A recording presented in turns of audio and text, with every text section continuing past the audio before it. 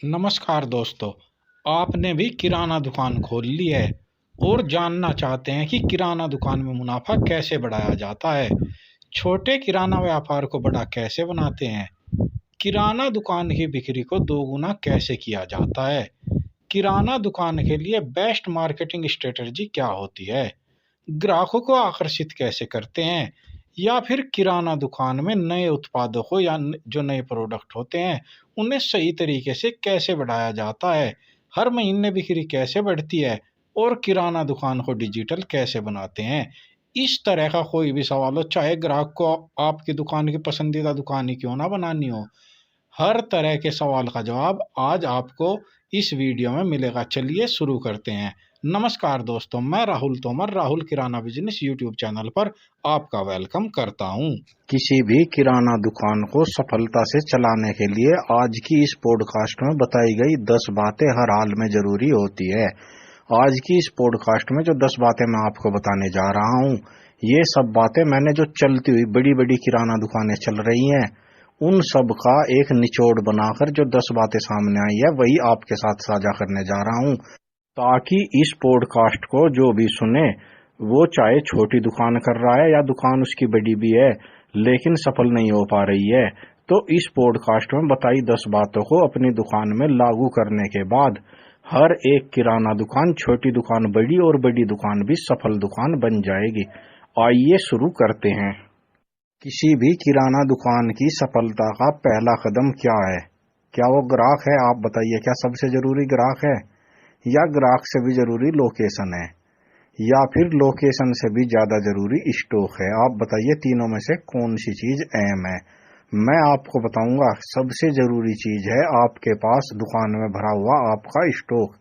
क्योंकि मान लीजिए आपके पास ग्राहक है लेकिन वो सामान लेने आए और आपके पास सामान ही नहीं मिला, तो आपने चाहे कितनी ही अच्छी लोकेशन पर दुकान खोल रखी हो और कितने ही ग्राहक आपकी दुकान में आ जाए, लेकिन आपके लोकल एरिया में जो ग्राहक रहते हैं उनकी जरूरत का सामान आपकी दुकान में नहीं भरा है तो आपकी दुकान बिल्कुल नहीं चल सकती। इसलिए किसी भी किराना दुकान को सफल बनाने के लिए जो सबसे जरूरी चीज है, अपने आसपास के जो ग्राहक है उनकी जो डिमांड है, जो उनकी नीड है, वो स्टॉक आपकी दुकान में होना चाहिए।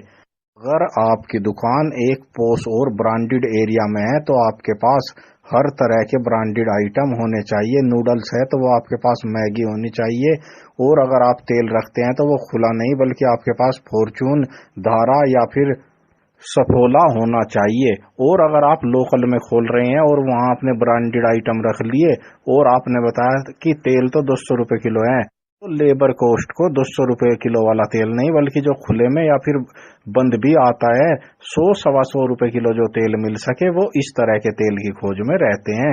तो आपको अपने लोकल एरिया के कस्टमर को समझते हुए अपनी दुकान में स्टॉक को भरना होगा। स्टॉक सफलता का पहला स्तंभ है।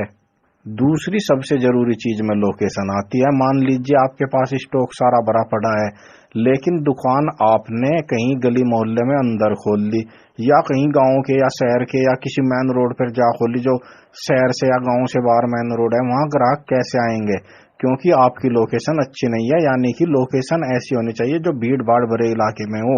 गांव में खोल रहे हैं तो जो गांव का मेन रोड होता है वहां पर खोलिए, और अगर शहर में कॉलोनी में खोल रहे हैं तो ऐसी जगह पर जहां से सभी लोगों के आने जाने का तिराया चौराया हो, ऐसी जगहों पर दुकान खोलिए। और अगर मार्केट में खोल रहे हैं तो किराना दुकान की जो मार्केट है उसमें दुकान खोलिएगा, ना कि किसी और तरह की मार्केट में, क्योंकि वहां पर किराना का सामान लेने कोई और नहीं जाएगा।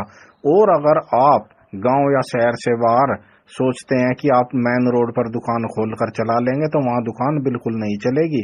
क्योंकि किराना का सामान आसपास के लोग लेते हैं, ना कि सड़कों पर जो ट्रेवल कर रहे हैं उन लोगों को किराने के सामान की नहीं बल्कि बेकरी और कन्फेक्शनरी आइटम की जरूरत होती है। तो लोकेशन इज मोस्ट इम्पोर्टेंट। सफलता के लिए जो तीसरी जरूरी चीज हर किराना दुकानदार के लिए जरूरी है, आपके पास सारा स्टॉक भी हो गया, सही लोकेशन पर दुकान भी खोल ली। अब हो सकता है आपके आसपास कई दुकानें हों, तो आपको अब शुरुआत में ही कंपटीशन को फेस करना पड़ेगा। और किराना बिजनेस में सफल वही होगा। वैसे तो हर बिजनेस में ये नियम लागू होता है, लेकिन किराने की दुकान का बिजनेस सबसे कंपटीशन वाला बिजनेस है। हिंदुस्तान में 1 करोड़ 20 लाख किराना दुकानें हैं, यानी कि हर गली मोहल्ले में 2-2 3-3 किराना दुकानें खुली हुई है। तो ये सबसे ज्यादा कंपटीशन का बिजनेस है। अब इसमें सफल होने के लिए आपको हमेशा पता रहना चाहिए कि आपके आसपास की दुकान वाले एक तो आइटम क्या बेच रहे हैं, यानी कि वो ऐसा क्या आइटम है जो उनकी दुकानों पर धड़ाधड़ बिक रहा है जिससे ग्राहक जा रहे हैं, वो आइटम आपके पास हो। वो चाहे किराना दुकान से अलग ही आइटम क्यों ना हो, क्योंकि अगर वो उसे लेने उस दुकान पर चले गए जो किराना दुकान पर नहीं मिलता, वो आइटम उनकी मजबूरी वहां से लेना हो जाएगा, क्योंकि वो आपके पास है नहीं। तो वो उस सामान के साथ साथ, चूंकि वो एक किराना दुकान है, किराने का आइटम भी वहीं से ले लेंगे, इसलिए कंपटीशन बढ़ जाता है। तो आपको इस बात का हमेशा हमेशा ध्यान रखना है कि आपके आसपास की दुकानों पर नया आइटम क्या बिक रहा है। और दूसरी बात है रेट की। हमेशा ध्यान रखिए, जब कई दुकानें आसपास होती है तो 1 रुपया सस्ता आइटम कोई भी दुकानदार देने में हिचकिचाता नहीं है, क्योंकि वहां ग्राहकों को अपनी ओर खींचना होता है। तो आपको भी इसके लिए हमेशा तैयार रहना होगा। कई बार आपको लगेगा आप प्रॉफिट नहीं कमा रहे, लेकिन ध्यान रखिएगा, अगर आप इस चक्कर में कि प्रॉफिट नहीं मिला तो क्या करूंगा, आप कस्टमर भी खो देंगे। कस्टमर दोबारा आपके पास आएगा तो प्रॉफिट आप फिर भी कमा लेंगे, लेकिन कस्टमर चला गया तो फिर प्रॉफिट कैसे कमाएंगे। इस तरह की बातों को कंपटीशन में ध्यान में रखना होगा। और जहां आपने दुकान खोली है वहां कंपटीशन तो होगा ही होगा, लेकिन आपको अपने माल की क्वालिटी और अपने रेट से आसपास की दुकानों से कंपटीशन को अपने लिए बिल्कुल खत्म करना पड़ेगा। ये सफलता का तीसरा स्तंभ है।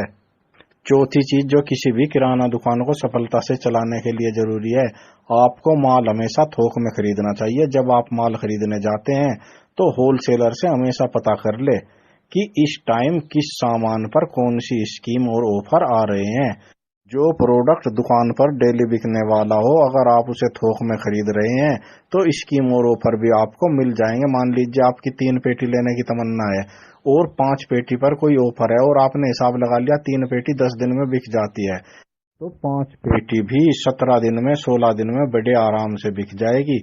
लेकिन हो सकता है आपको पेटी के अंदर रखा सामान 1 रुपए किलो सस्ता मिल जाए या 1 रुपए पीस सस्ता मिल जाए।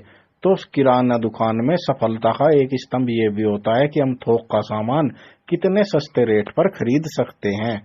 हाँ, सामान को सस्ता खरीदने और ऑफर के चक्कर में, एक बात के चक्कर में मत आ जाइएगा। कई बार होलसेलर आपको ऐसा सामान चिपका देते हैं जो किराना दुकान पर बिकता ही नहीं है, और किराना दुकानदार उस टाइम उस पर ज्यादा प्रॉफिट देखकर कि चलो निकल ही जाएगा अपनी दुकान में ले आते हैं, और उसके बाद वो सामान दुकान में पड़ा पड़ा सड़ जाता है, एक्सपायर हो जाता है। इन सब चीजों से भी आपको बचना होगा। किराना दुकान की सफलता के लिए एक और जो सबसे जरूरी बात है, जो किराना दुकानें सफल होती है, मैंने उनकी एक खास बात देखी है, इसमें मेरी दुकान भी शामिल है। किराना दुकान का सुबह खुलने का एक निश्चित टाइम होता है और रात को बंद होने का भी एक टाइम होता है। जो जैसा लोकल एरिया है, आप अपने एरिया के हिसाब से सुबह 4 बजे भी खोल सकते हैं, और अगर आप शहरी एरिया में है या कामकाजी एरिया में है तो आप 8 बजे भी दुकान खुल सकती है। वो अलग अलग एरिया पर डिपेंड करता है। लेकिन दुकान सुबह खुलने से रात को, जब दुकान के बंद करने का टाइम होता है, बढ़ाने का जो टाइम होता है, उसके बीच में 1 मिनट के लिए भी आपकी दुकान बंद नहीं होनी चाहिए, उसका शटर नहीं गिरना चाहिए। क्योंकि अगर कस्टमर के मन में एक बार भी ये बात बैठ गई कि जब उस दुकान पर सामान लेने जाता हूँ उसका तो शटर गिरा पाता है, तो वो आपके पास आना बंद कर देगा और दूसरी दुकान से सामान लेकर चला जाएगा। क्योंकि कस्टमर सोचेगा पता नहीं उसकी दुकान खुली मिलेगी या नहीं, इस दुकानदार से ही सामान ले लेता हूँ। और आपकी ये आदत न जाने कितने कस्टमरों को आपकी दुकान से विदा कर देगी। तो सफलता में, अगर किराना दुकान की सफलता चाहते हैं तो इस बात का भी अहम ध्यान रखिएगा। सफल किराना दुकानदारों की एक खूबी और होती है, उनके यहाँ तोल और मोल में कोई फर्क नहीं होता है। चाहे बच्चा सामान लेने आ जाए, कोई अनपढ़ लेने आ जाए, कोई बड़ा बुजुर्ग सामान लेने आ जाए, वो 1 किलो में 1000 ग्राम ही देते हैं। वे तोल में कोई धोखाधड़ी नहीं करते, और उनके यहाँ पर मोल भी हर ग्राहक के लिए एक जैसा होता है। ये नहीं कि ये मेरा स्पेशल ग्राहक है, इसे 2 रुपए सामान कम लगा दिया, और ये तो दूर से आ रहा है, ये क्या जानता है, ना इससे मेरी इतनी जान पहचान है, इसे 1-2 रुपए सामान महंगा दे दिया। वे ऐसा बिल्कुल नहीं करते। उन्हें हर कस्टमर अपना प्यारा कस्टमर लगता है, इसलिए वे हर कस्टमर को एक ही रेट पर सामान देते हैं। इससे कस्टमर बना रहता है। और कभी कभार अगर किसी कस्टमर की आपस में बात हो गई तो उन्हें ये डर नहीं रहता कि कहीं कस्टमर ये ना कह दे मुझे तो इस रेट में मिला है, तुम्हें किस रेट में मिला है, और दोनों कस्टमर को ये पता चले कि मुझे तो सामान महंगा लगा दिया इसके मुकाबले, तो वे ऐसा कुछ होने ही नहीं देते।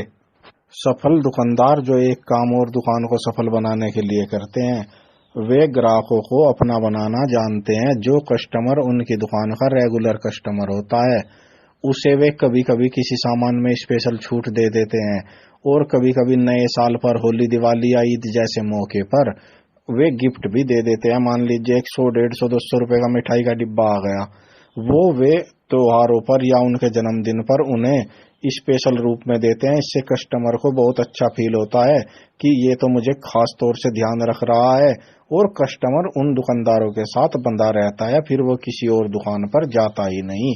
सफल दुकानदार उधार देने से भी बचते हैं।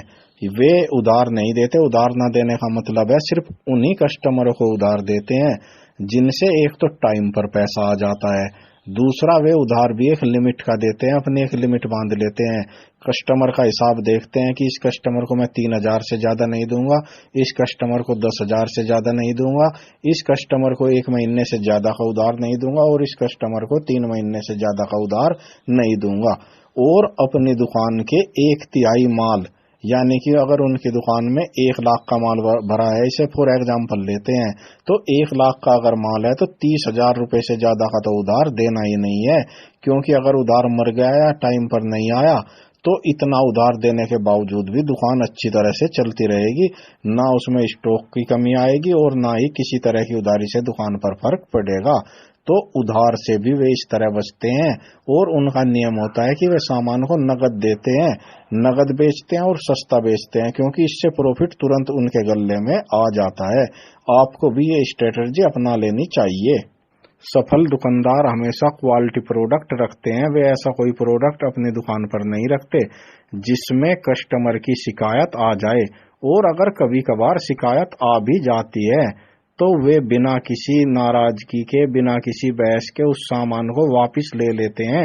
अगर कस्टमर उस सामान के बदले दूसरा सामान चाहता है तो उसे वो दे देते हैं, वरना वे पैसा वापस करने में भी ना हिचकिचाते हैं, ना ही वे किसी तरह की कोई बहस कस्टमर से करते हैं। ये भी सफल दुकानदारों की एक पहचान होती है। एक और आखिरी बात, आजकल जो 2023 का टाइम चल रहा है, तो इस टाइम पर होम डिलीवरी का सिस्टम शुरू हो गया है, और सफल दुकानदारों ने इसे बड़े आराम से अपना लिया है। एक तो वे अब फोन पर ही ऑर्डर लेने लगे हैं। अगर कस्टमर घर से ही फोन पर ऑर्डर बता देता है तो वे वहीं से ऑर्डर ले लेते हैं, और वे घर पर सामान को, यानी कि होम डिलीवरी का सिस्टम अब काफी दुकानदारों ने शुरू कर दिया है। इसका उन्हें काफी फायदा मिल रहा है, क्योंकि कस्टमर को लगता है कि यार 20, 30, 50 रुपए का सामान भी घर बैठे आ रहा है, मुझे जाने की जरूरत नहीं है, तो वो किसी और दुकान पर जाता ही नहीं, सीधे उस दुकान पर फोन करता है। और किराना दुकानदार अपने पास जो एक लड़का रखते हैं, क्योंकि ये 100, 200, 300 मीटर का ही तो एरिया होता है, और ये ज्यादा आधा किलोमीटर का एरिया हो जाता है जिसमें किराना दुकान के कस्टमर लोकल एरिया के ही होते हैं, तो वहां पर वो सामानों की होम डिलीवरी करने लगे हैं, जिससे काफी बड़ा बेनिफिट अब दुकानदारों को होने लगा है। तो इनमें से जो जानकारी आप पहले से जानते थे वो अच्छी है, लेकिन जो नई जानकारी आपको लग रहा है कि आपके लिए नहीं है, उसे अपनी किराना दुकान में अपनाइए, आपको सफलता मिलेगी।